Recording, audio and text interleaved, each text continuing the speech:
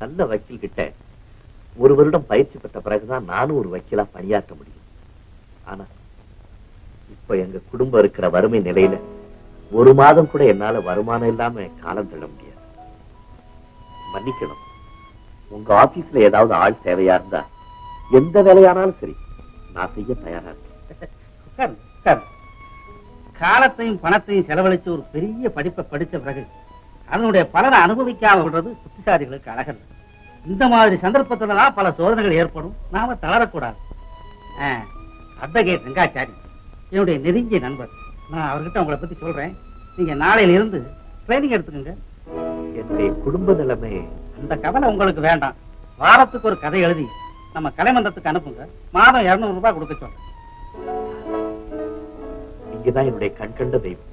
உங்களை போன்ற கலைஞர்களுடைய முன்னேற்றம் தான் தமிழனுடைய வளர்ச்சி. மனோன்மணி, கேஷியர். பல வெள்ளி விழா படங்களையும் தொடர்ந்து கொடுத்து கொண்டிருந்த காரணத்தால் அவர் அதனை விளம்பரப்படுத்தித்தான் புகழ் பெற வேண்டுமென்ற அவசியமில்லை. நடிகர் திலகம் ஒருவர் மட்டுமே அறிமுகமாகிய 12 வருடத்தில் பல தடைகளையும் எதிர்ப்புகளையும் கடந்து 100 படங்கள் நடித்த முதல் தமிழ் கதாநாயகன் என வரலாற்றில் இடம் பிடித்தார். ஒரு சிலர் பணத்தாசையாலும் பேராசைகளினாலும் கிடைத்த வாய்ப்புகளை தட்டி கழித்துவிட்டு சோம்பேறிகளாக காலம் கழித்த காரணத்தால் வருடத்திற்கு சில படங்கள்தான் நடித்தார்கள். தங்களது தோல்விகளை மூடி மறைப்பதற்காக சிலர் விழுந்தாலும் மீசையில் மண் படவில்லை என 1000 காரணங்களைக் கூறி சாக்கு சொல்வதனால் சரித்திரம் மாறப்போவதில்லை.